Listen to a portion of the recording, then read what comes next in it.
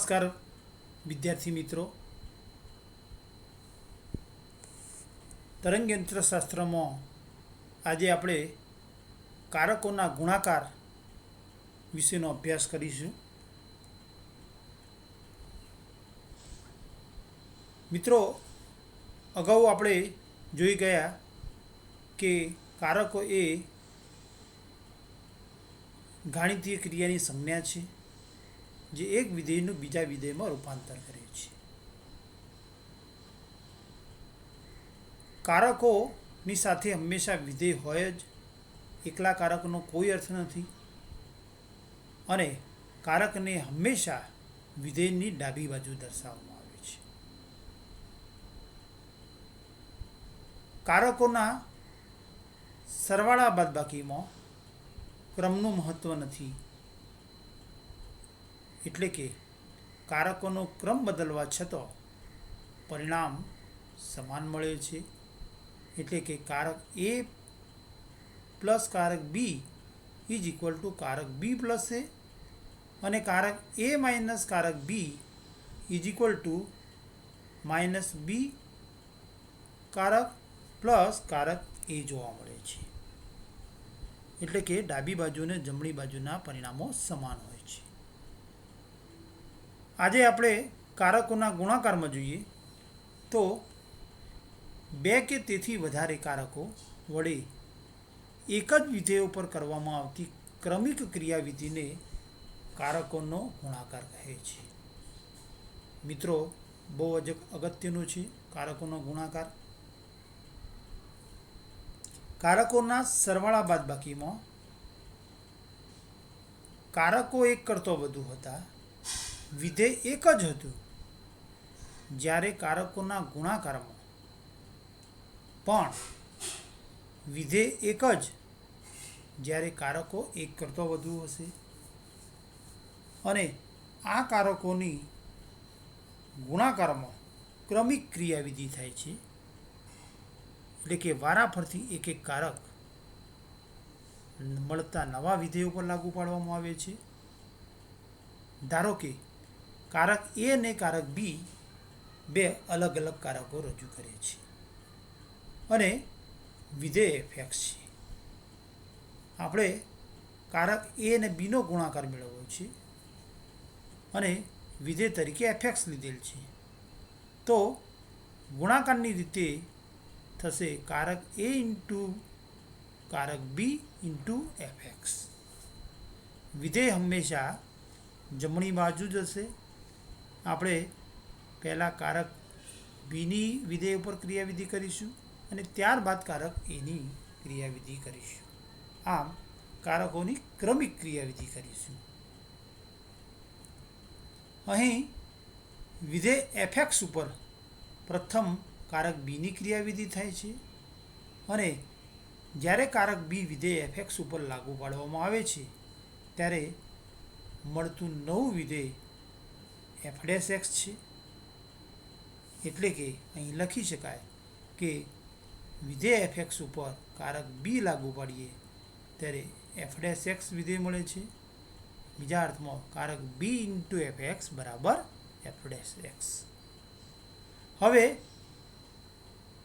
આ નવા વિધેય એફ ડેશ એક્સ ઉપર કારક એની ક્રિયાવિધિથી બીજું નવું વિધેય એફ ડબલ ડેશ એક્સ મળે છે.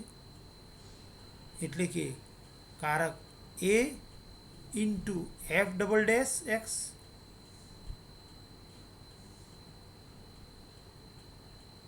બરાબર નવું વિધેય મળશે.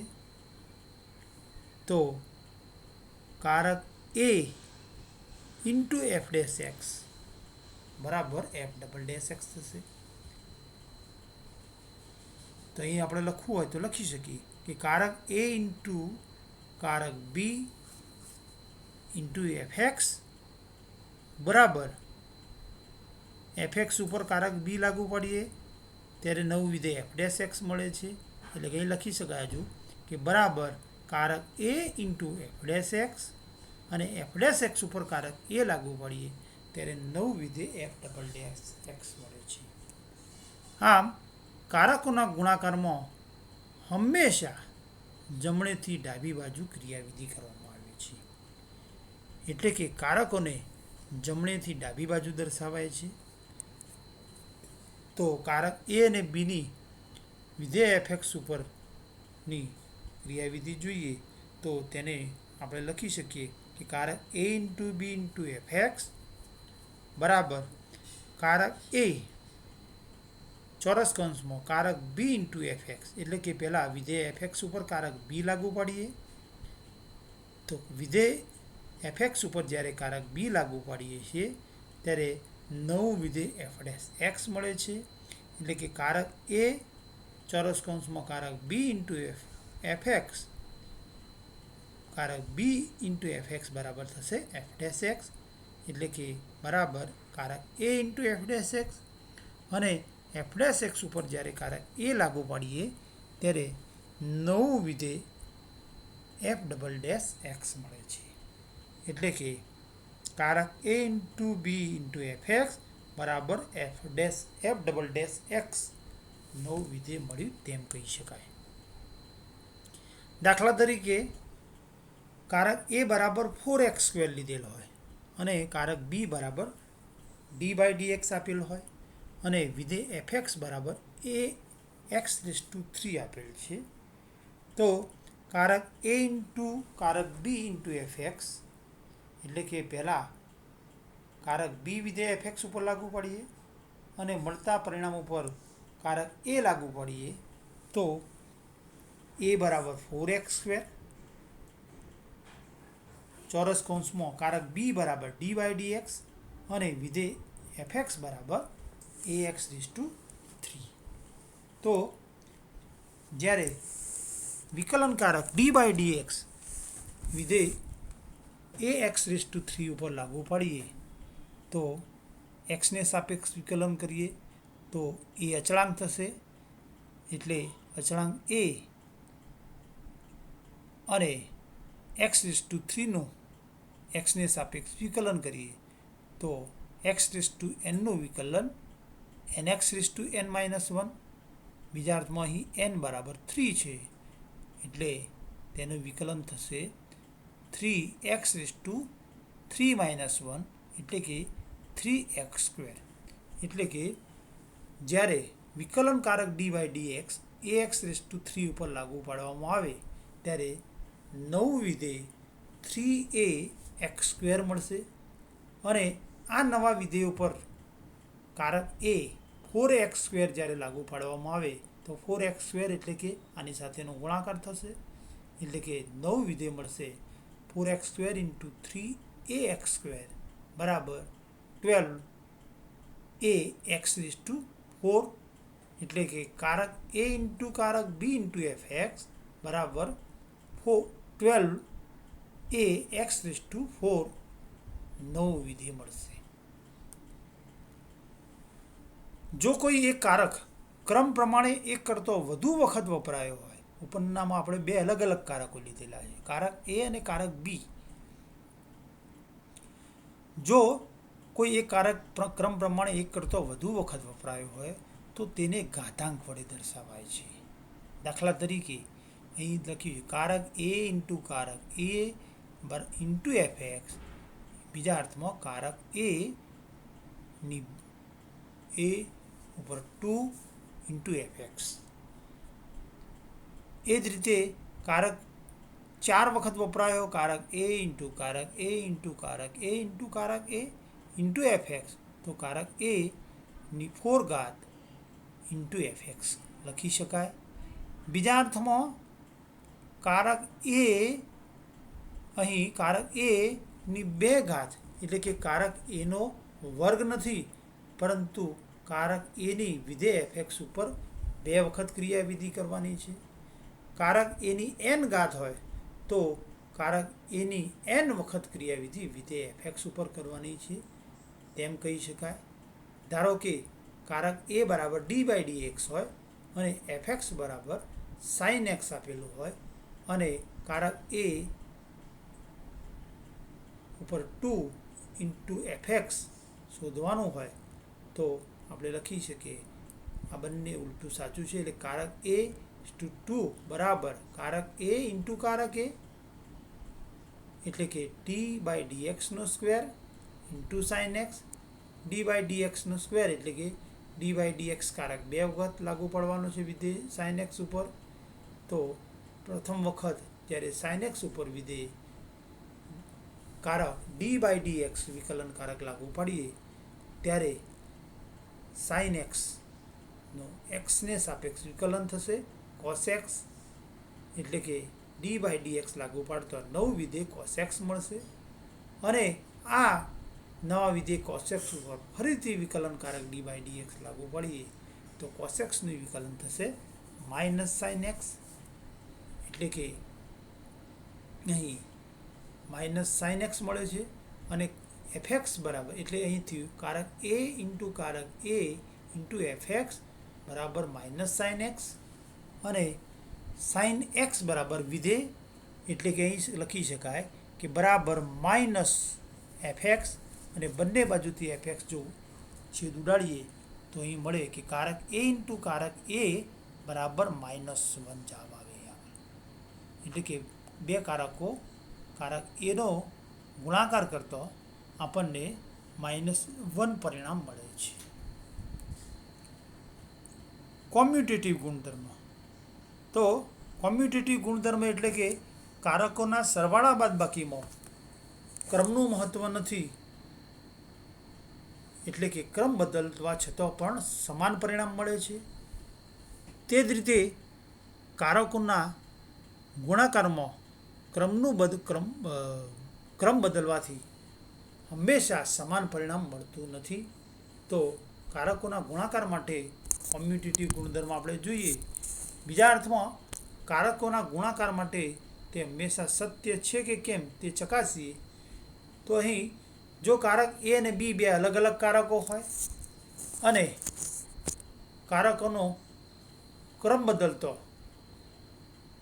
સૌપ્રથમ થાય કારક A into B into FX, અને ગુણાકાર માટે સૌપ્રથમ કારક એ લાગુ પડીએ તો કારક બી ઇન્ટુ એ ઇન્ટુ એફએક્સ લખી શકાય.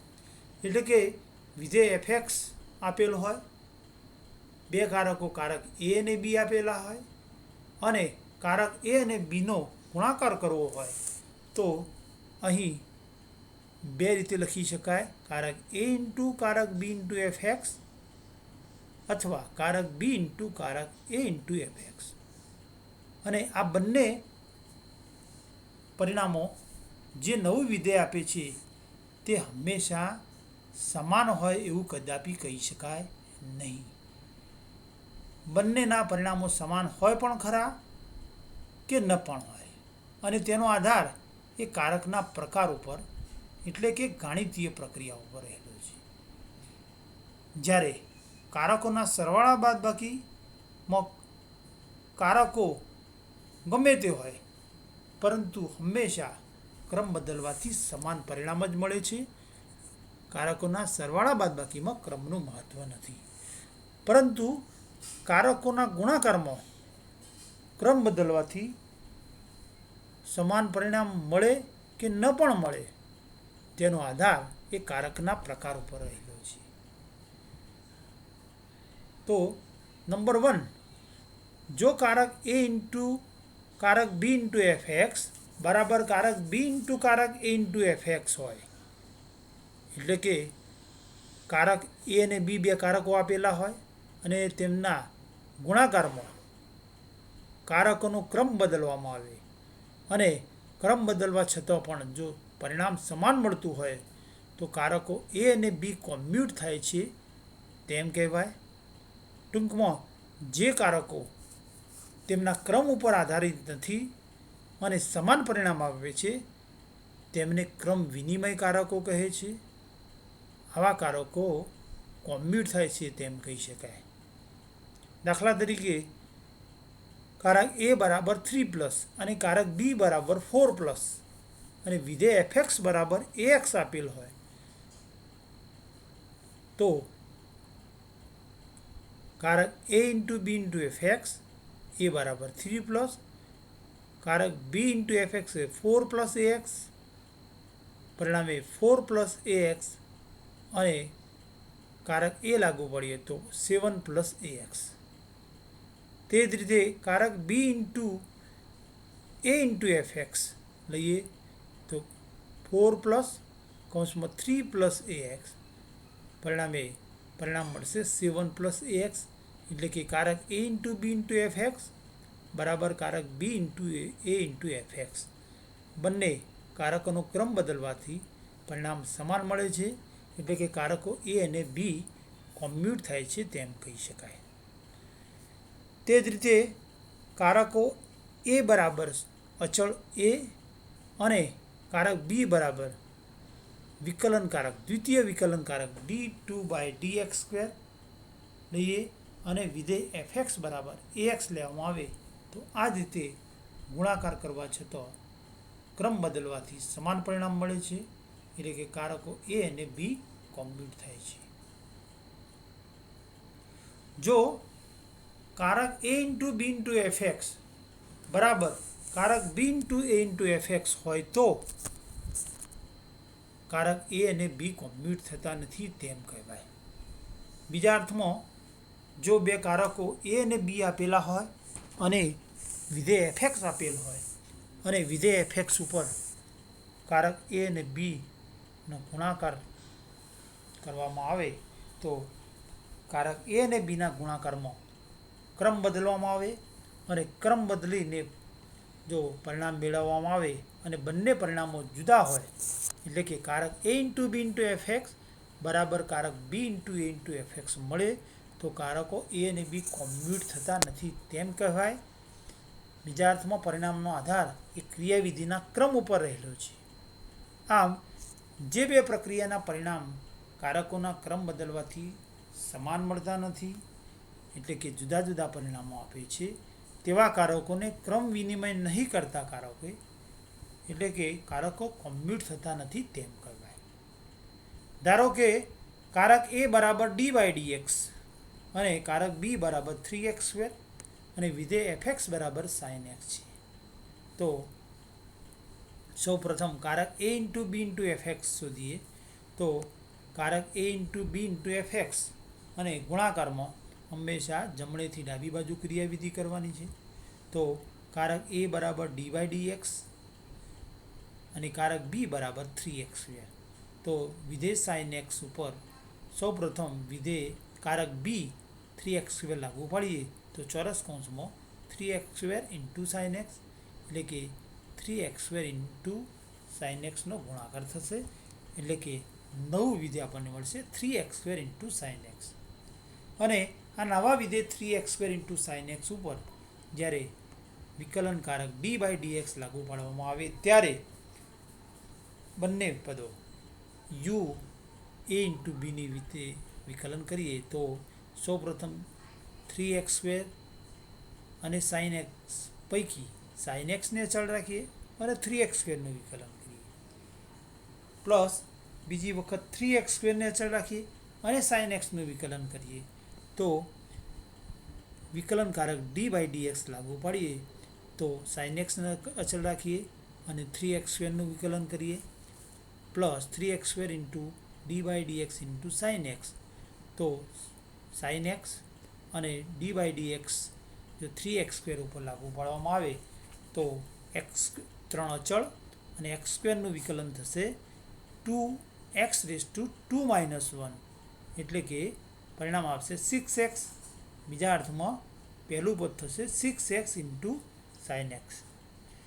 જ્યારે બીજા પદમાં 3x² અચળ રાખેલ છે અને sin x ઉપર જ્યારે વિકલન કારક d/dx લાગુ પાડવામાં આવે ત્યારે sin xનું વિકલન થશે cos x એટલે કે બીજું પદ થશે 3x² ઇન્ટુ cos x.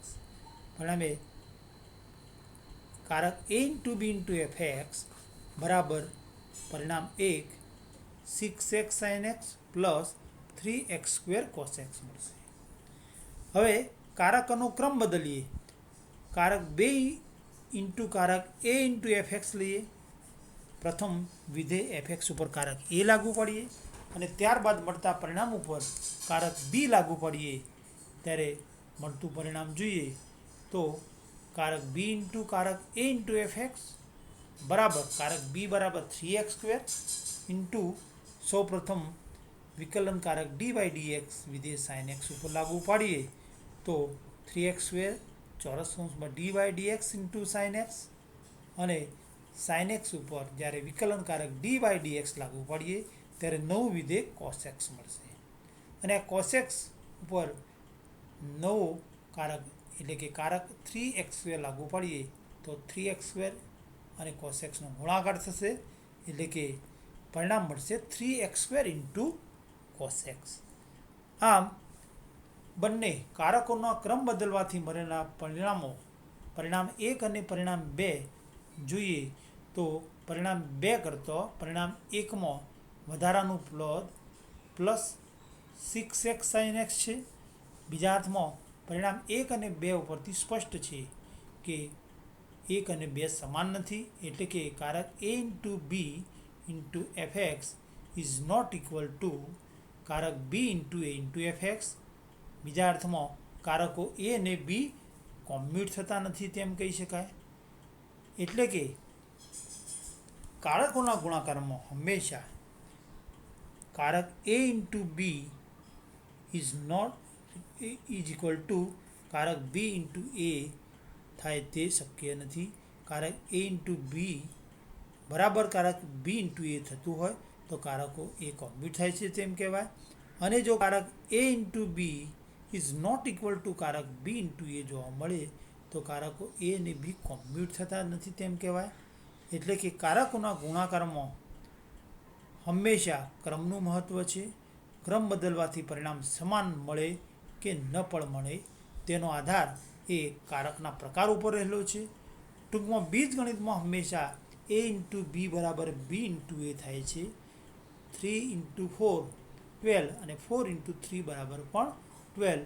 એટલે કે બીજગણિતમાં હંમેશા ઇન્ટુ બી બરાબર b ઇન્ટુ a થાય પરંતુ કારકોના બીજગણિતમાં હંમેશા કારકોના ગુણાકારમાં ક્રમ બદલવાથી પરિણામ સમાન જ મળે તેવું કહી શકાય નહીં.